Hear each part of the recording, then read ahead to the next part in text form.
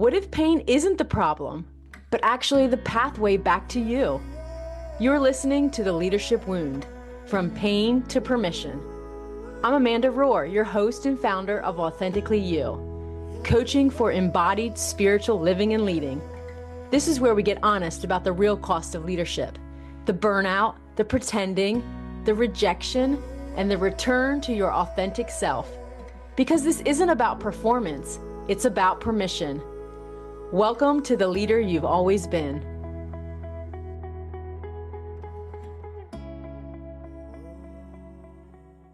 He's not calling us to walk it out on our own. He's calling us to let Him walk out our lives, walk out the vision that He has granted to us. That our lives become so united with Him, so rooted in Him, that what flows from us is not striving, but participation in the Holy Trinity of all three of them working together in our spirit as well. Because in the end, this isn't about becoming someone impressive. It's about becoming someone surrendered, someone formed, someone aligned, so that your life becomes Christ living in you and Christ living through you. Welcome back to The Leadership Wound. I'm Amanda Rohr, your host and founder of Authentically You, coaching for embodied spiritual living and leading. We're in the middle of a series entitled When God Plants a Vision in You. And we're in the last episode. Over the past couple ones, we've been walking through what it looks like when God plants a vision in you. And if I could bring this entire series down to one core idea, it would be this: that the vision was never the goal. The person you are becoming is the point. It's the becoming, the forming. Because what God is forming in you is what will determine what you can carry through you. I want to come back to Mary of Bethany one more time, but not just to talk about what she did. I want to talk about who she has become in the process. Because when Mary walked into that room with her alabaster jar, not everyone knew the cost of that oil. That moment didn't start there. That moment with Jesus in the room, it didn't start there. The moment was the result of a process of transformation. She had sat at the feet of Jesus. She had listened. She had been present. She had experienced Him. She had walked through grief and watched Him bring back someone to life. And over time, something in her was formed. Her thinking was shifted. Her heart was softened. Her awareness deepened. So when the moment came, she didn't hesitate. Jar in hand, she poured the whole thing out. She didn't strive to figure it all out. She just responded to the person that was with her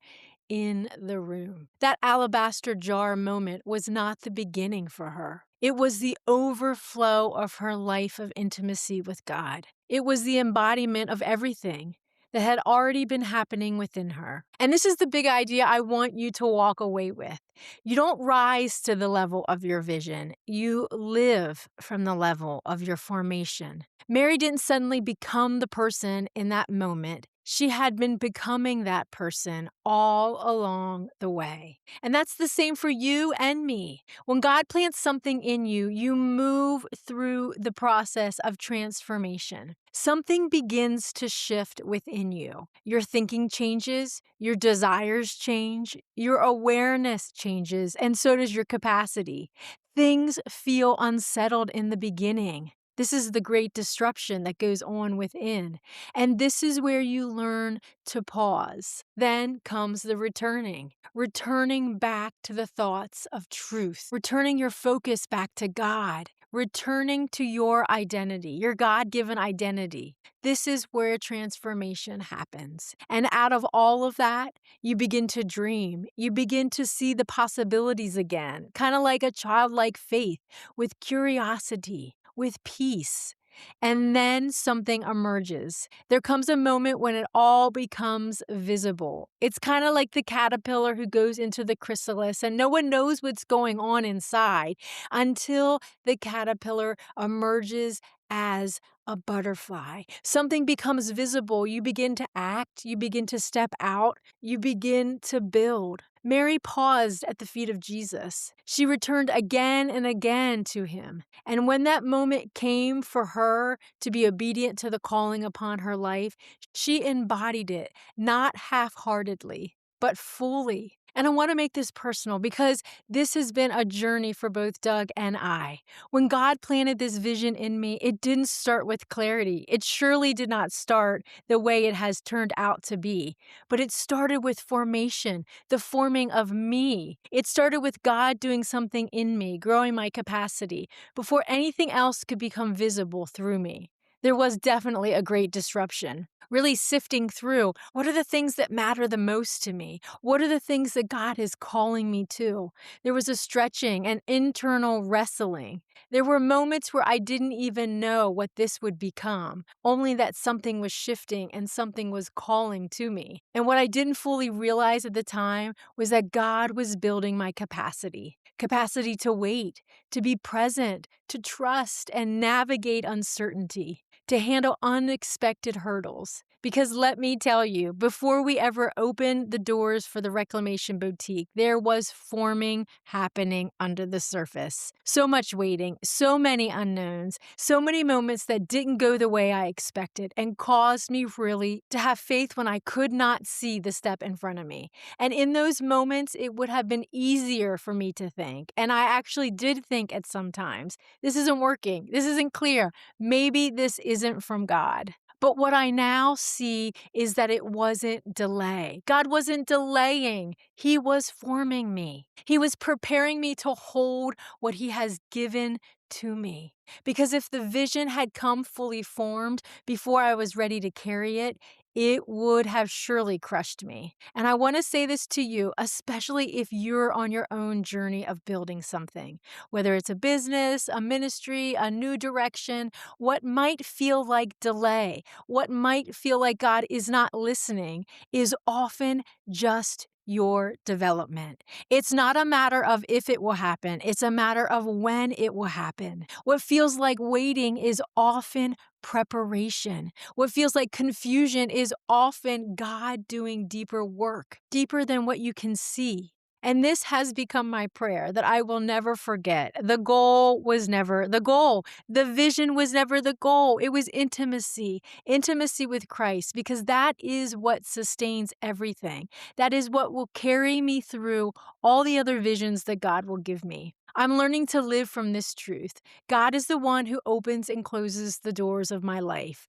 What He has prepared for me, no person, no circumstance can take away. And when you live from that place, it changes everything. You don't have to force anything. You don't have to strive. You don't have to hold everything so tightly, nor do you have to have everything figured out. You simply need to trust in the shepherd. If it's from God, it will remain. And this is the invitation for both you and me today. You are becoming the person who can carry the vision, who can hold it, steward it, and actually embody it with peace and grace. And if you're listening and you feel something stirring in you, I want you to know you don't have to have it all figured out, but you do need to stay in the process. You do need to do the internal work. And if you're curious about what we are forming in real life through the Reclamation Boutique, I encourage you to come and see what God is building. Check out my website, thereclamationboutique.com. And if you're someone who feels the stirring as a leader or an entrepreneur, someone who knows that God is doing something within you, I would love to work with you, to walk alongside of you as you become the person who can carry what God is planting in you. Because ultimately, this is what this is all about. Not just what we build, but who we become in Christ. I love this phrase from Father Thomas Keaton. It's been staying with me over the days. He says, "In divine union, the presence of God arises, not only as an irresistible attraction or embrace, but as a unifying presence in our innermost being. It is there that the grace of Pentecost takes place. It is Christ living our life, or more exactly, living us. When God gives us a vision, He's not calling us to walk it out on our own. He's calling us to let Him walk out our lives, walk out the vision that He has granted to us. That our lives become so united with Him, so rooted in Him, that what flows from us is not striving, but participation in the Holy Trinity of all three of them working together in our spirit as well. Because in the end, this isn't about becoming someone impressive. It's about becoming someone surrendered, someone formed, someone aligned, so that your life becomes Christ living in you and Christ living through you. Thanks for tuning into the Leadership Wound. I'm so glad you're here, and I'm excited to continue this journey with you. If you're ready to stop performing and start leading authentically, hit the subscribe button so you never miss an episode. You can follow me also on Instagram, Facebook, follow thereclamationboutique.com, and also follow us on authenticleadershipcollective.com for more inspiration and resources. I have several free resources if you sign up for my weekly email. Until next time, lead like you. If you've been sensing you're ready for the next step, more clarity, more living and leading with peace and freedom, then start here. Download your free Authentic Leadership Starter Bundle at authenticleadershipcollective.com, including 10 traps that keep leaders stuck, an 8-minute morning meditation to reconnect with God, plus practical tools to realign with your true self. And if you want support turning this into real lived change so you can live and lead like you, book a free call with me so you can begin today living and leading authentically.